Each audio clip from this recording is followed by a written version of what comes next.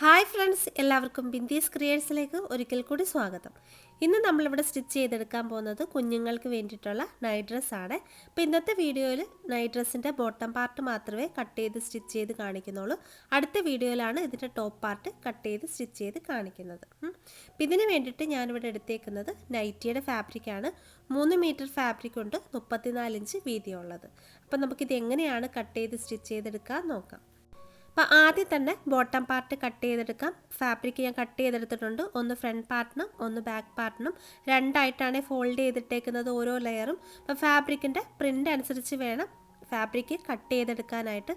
ഞാനിവിടെ പ്രിൻ്റൊക്കെ കറക്റ്റാക്കി കട്ട് ചെയ്ത് എടുത്തേക്കുവാണ്. ഫോൾഡ് ഭാഗം നമ്മുടെ ഭാഗത്തേക്ക് വരുന്ന രീതിയിൽ വയ്ക്കുക. ഇനി നമുക്ക് ബാക്കി എല്ലാ മെഷർമെൻറ്റ്സും മാർക്ക് ചെയ്തെടുക്കാം. ആദ്യം തന്നെ വേസ്റ്റ് ബാൻഡിൻ്റെ ലെങ്ത്താണ് മാർക്ക് ചെയ്തെടുക്കേണ്ടത്. അപ്പോൾ അതിന് വേണ്ടിയിട്ട് നമ്മൾ യൂസ് ചെയ്യുന്ന ഇലാസ്റ്റിക് എടുക്കാം. അപ്പോൾ ഇതേപോലുള്ള പാൻസൊക്കെ സ്റ്റിച്ച് ചെയ്യുമ്പോൾ കുറച്ച് വിഡ്ത്തുള്ള ഇലാസ്റ്റിക് നോക്കി എടുക്കുന്നതാണ് നല്ലത്. അപ്പോൾ ഞാനിവിടെ എടുത്തേക്കുന്ന ഇലാസ്റ്റിക്കിൻ്റെ വിഡ്ത്ത് 1 ഇഞ്ചാണ്. അപ്പോൾ അത് കവർ ചെയ്ത് സ്റ്റിച്ച് ചെയ്തെടുക്കാൻ വേണ്ടിയിട്ട് എക്സ്ട്രാ ഒരു 1.5 ഇഞ്ചും കൂടി ആഡ് ചെയ്യുന്നുണ്ട്. അപ്പോൾ ടോട്ടൽ ആ ഒരു വേസ്റ്റ് ബാൻഡിൻ്റെ ലെങ്ത്ത് എടുക്കുന്നത് 2.5 ഇഞ്ചസ് ആണ്. അപ്പോൾ മുകളിൽ നിന്ന് താഴോട്ട് 2.5 ഇഞ്ചസ് എടുത്ത് മാർക്ക് ചെയ്തതിന് ശേഷം ആ ഭാഗത്ത് ഇതേപോലൊരു ലൈൻ വരച്ചെടുക്കാം. ഇനി ഈ മാർക്ക് ചെയ്തേക്കുന്ന ഈ ലൈനിൽ നിന്ന് താഴോട്ട് പാൻസിൻ്റെ ലെങ്ത്ത് മാർക്ക് ചെയ്തെടുക്കാം. അതായത് കുഞ്ഞുങ്ങൾക്ക് പാൻസ് ഇടുന്ന ഭാഗം മുതൽ താഴോട്ട് എത്ര ലെങ്ത് ആണോ വേണ്ടത് അത്രയും മാർക്ക് ചെയ്യാം. അപ്പം ഞാനിവിടെ ലെങ്ത്തായിട്ട് എടുക്കുന്നത് 30 ഇഞ്ചസ് ആണ്. അതിൻ്റെ കൂടെ 2 ഇഞ്ച് സീം അലവൻസ് കൂടി മാർക്ക് ചെയ്യുന്നുണ്ട്, താഴ്ഭാഗം ഫോൾഡ് ചെയ്ത് സ്റ്റിച്ച് ചെയ്യാനായിട്ടുള്ളത്. അതിനുശേഷം ആ ഭാഗത്തും ഇതേപോലെ ലൈൻ വരച്ചെടുക്കാം. ഇനി ഈ മാർക്ക് ചെയ്തേക്കുന്ന ലൈനിൽ നമുക്ക് ഹിപ്പ് റൗണ്ട് മാർക്ക് ചെയ്യണം. അതായത് കുഞ്ഞുങ്ങളുടെ ഹിപ്പിന് ചുറ്റിനുമുള്ള അളവെടുക്കുക. എന്നിട്ട് അതിൻ്റെ കൂടെ 4 ഇഞ്ച് കൂട്ടിയിട്ട് 4 കൊണ്ട് ഡിവൈഡ് ചെയ്യാം. എന്നിട്ട് എനിക്കിവിടെ 8.75 ഇഞ്ചസ് ആണ് വരുന്നത്. അപ്പം ഞാനത് 9 ഇഞ്ചസ് ആയിട്ടങ്ങ് മാർക്ക് ചെയ്യണം കേട്ടോ. അപ്പോൾ അതായത് ഇതേപോലെ കറക്റ്റായിട്ട് 9 ഇഞ്ചസ് മാർക്ക് ചെയ്തു. ഇനി ഈ പോയിന്റിൽ നിന്ന് താഴോട്ട് ക്രോച്ച് ലെങ്ത്ത് മാർക്ക് ചെയ്യണം. അതായത് എത്രയാണോ ഹിപ്പ് റൗണ്ടിൻ്റെ മെഷർമെൻറ്റ് അതിൻ്റെ കൂടെ 4 ഇഞ്ച് കൂട്ടിയിട്ട് 3 കൊണ്ട് ഡിവൈഡ് ചെയ്യുക. ഇവിടെ നമ്മൾ 4 കൊണ്ടാണ് ഡിവൈഡ് ചെയ്തത്, ഇവിടെ 3 കൊണ്ട് വേണം ഡിവൈഡ് ചെയ്യാൻ. അന്നേരം 11.6 ആണ് വരുന്നത്. അതിൻ്റെ കൂടെ 1/2 ഇഞ്ചും കൂടി ചേർത്തിട്ട് 12 ഇഞ്ചസ് ഇതേപോലെ കറക്റ്റായിട്ട് മാർക്ക് ചെയ്യണം. അന്നേരം മെഷർമെൻറ്റ് മാറിപ്പോലെ മുകളിലത്തെ അതേ മെഷർമെൻറ്റ് വേണം താഴെ മാർക്ക് ചെയ്യാൻ. അതിനുശേഷം ഇതേപോലൊരു ലൈൻ വരച്ചെടുക്കാം. ഇനി നമുക്ക് ക്രോച്ചിൻ്റെ ഭാഗം കർവ് ചെയ്തെടുക്കാൻ വേണ്ടിയിട്ട് ഈ ഒരു പോയിന്റിൽ നിന്ന് ഓപ്പൺ സൈഡിലേക്ക് ഒരു 1.5 ഇഞ്ചസ് എടുത്ത് മാർക്ക് ചെയ്യാം. അതിനുശേഷം ഇതേപോലൊന്ന് കർവ് ചെയ്തെടുക്കാം. ഇനി ഈ മാർക്ക് ചെയ്തേക്കുന്ന ലൈനിൽ ആംഗിൾ റൗണ്ട് മെഷർമെൻറ്റ് മാർക്ക് ചെയ്യാം. ഞാനിവിടെ 5.5 ഇഞ്ചസ് ആണ് മാർക്ക് ചെയ്യുന്നത്. അപ്പോൾ താഴ്ഭാഗത്ത് എത്ര ലൂസ് വേണോ അതനുസരിച്ച് കൂട്ടിയെടുക്കാവുന്നതാണ്. ഇനി പലാസോ ടൈപ്പ് മതിയെങ്കിൽ ക്രോച്ച് ഭാഗത്തുനിന്ന് താഴോട്ട് സ്ട്രെയിറ്റ് ആയിട്ട് എടുക്കാം. അപ്പോൾ ഞാനിവിടെ ഇതേപോലെ ക്രോച്ച് ഭാഗത്തു നിന്ന് മാർക്ക് ചെയ്ത പോയിന്റുമായിട്ട് ചരിച്ചാണ് ലൈൻ വരച്ചെടുക്കുന്നത്. ഇനി സീം അലവൻസ് മാർക്ക് ചെയ്യാം. താഴെ നമ്മൾ 2 ഇഞ്ച് സീം അലവൻസ് ഇട്ടിട്ടുണ്ട്. സൈഡിൽ നമുക്ക് 1 ഇഞ്ച് ഇതേപോലൊന്ന് മാർക്ക് ചെയ്തെടുക്കാം. മാർക്ക് ചെയ്തതിനു ശേഷം ഈ ഒരു ലൈന് താഴത്തെ ലൈനുമായിട്ട് ഇതേപോലൊന്ന് ചരിച്ച് വരച്ചെടുക്കുക കേട്ടോ. അല്ലാന്നുണ്ടെങ്കിൽ കട്ട് ചെയ്തിട്ട് സ്റ്റിച്ച് ചെയ്ത് കഴിയുമ്പോൾ കയറി ഇറങ്ങിയിരിക്കും. ഇനി നമുക്ക് ക്രോച്ചിൻ്റെ ഭാഗത്ത് ഒരു 1/2 ഇഞ്ച് മാത്രം സീം അലവൻസ് ഇട്ട് മാർക്ക് ചെയ്തെടുക്കാം. ഇനി ഈ ഒരു ലൈന് മുകളിലേക്ക് അങ്ങ് എക്സ്റ്റെൻഡ് ചെയ്ത് വരയ്ക്കാം. ഇവിടെ നമുക്ക് സീം അലവൻസ് ഒന്നും വേണ്ട. ഇനി നമുക്ക് കട്ട് ചെയ്തെടുക്കണം. അപ്പോൾ കട്ട് ചെയ്യുമ്പോൾ ബാക്കി സൈഡിൽ എക്സ്ട്രാ ഫാബ്രിക് ഒക്കെ വരും, അത് കളയരുത്. അത് നമുക്ക് ടോപ്പ് പാർട്ട് കട്ട് ചെയ്യാൻ നേരം ആവശ്യമുണ്ട്. ഇനി നമുക്ക് കറക്റ്റായിട്ട് ഇതങ്ങ് കട്ട് ചെയ്ത് എടുക്കാം. അപ്പോൾ ഇത്രയുള്ള കട്ടിങ്. ഇനി നമുക്ക് സ്റ്റിച്ച് ചെയ്ത് തുടങ്ങാം. അപ്പോൾ ആദ്യം തന്നെ ഇതിൽ നിന്ന് ഒരു ലെയർ അങ്ങ് മാറ്റാം.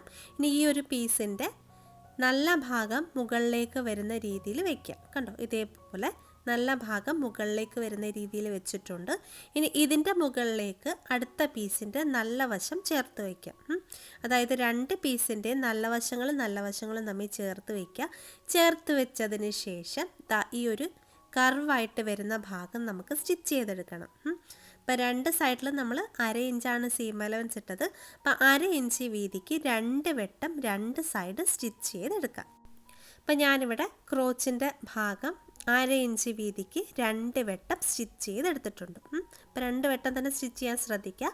ഇനി നമുക്ക് ഈ ക്രോച്ചിനെ സെൻറ്റർ ഭാഗത്തേക്ക് കൊണ്ടുവരണം. അപ്പോൾ അതിന് വേണ്ടിയിട്ട് ഈ ഒരു ഭാഗത്ത് ഇതേപോലെ പിടിച്ചിട്ട് ആ ക്രോച്ച് ലൈനെ സെൻറ്റർ ഭാഗത്തേക്ക് ഇതേപോലെ കറക്റ്റായിട്ട് കൊണ്ടുവരാം. എന്നിട്ട് വേണം ഇനി നമുക്ക് ബാക്കിയുള്ള ഭാഗങ്ങളെല്ലാം സ്റ്റിച്ച് ചെയ്തെടുക്കാൻ. അപ്പോൾ ഇതേപോലെ കറക്റ്റ് ലെവലാക്കി വയ്ക്കുക.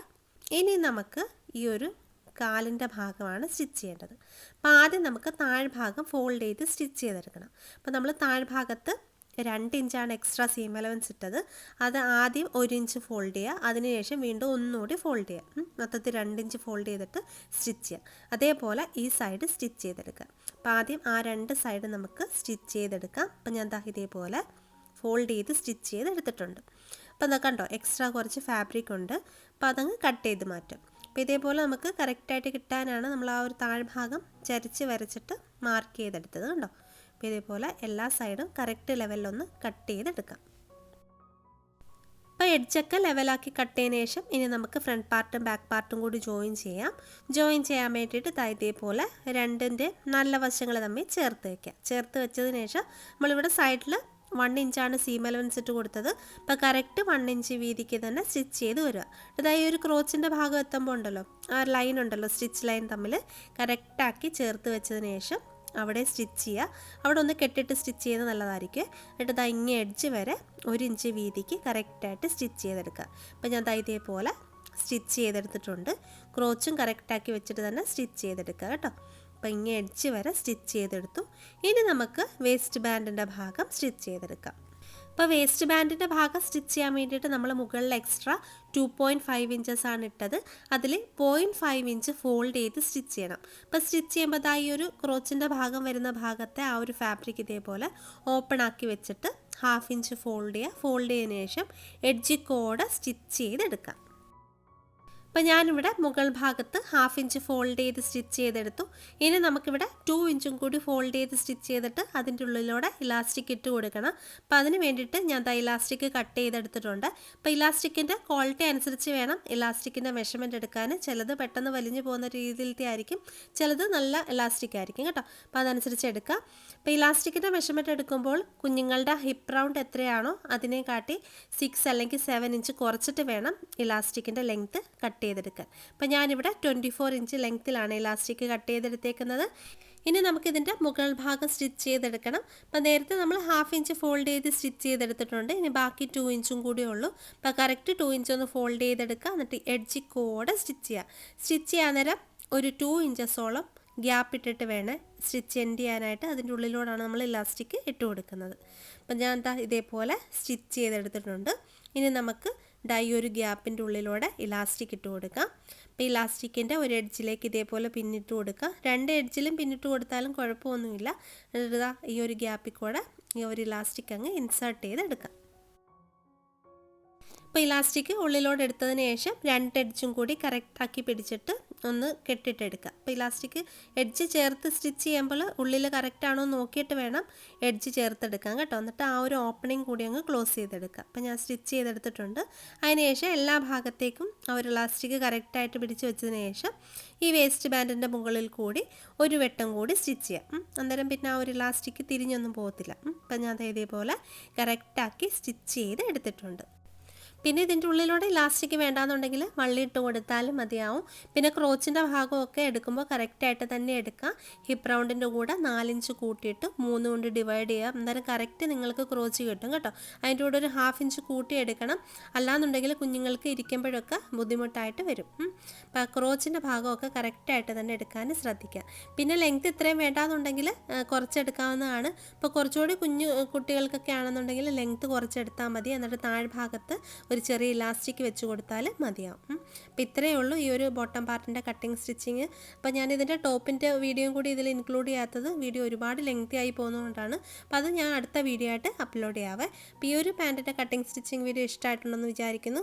ഇഷ്ടമായിട്ടുണ്ടെന്നുണ്ടെങ്കിൽ എപ്പോഴും പറയുന്ന പോലെ നമ്മുടെ ചാനലൊന്ന് ലൈക്ക് ചെയ്യാനും ഷെയർ ചെയ്യാനും കമൻറ്റ് ചെയ്യാനും സബ്സ്ക്രൈബ് ചെയ്യാനൊന്നും മറക്കല്ലേ. അപ്പോൾ അടുത്ത വീഡിയോയിൽ കാണാം. നന്ദി, നമസ്കാരം.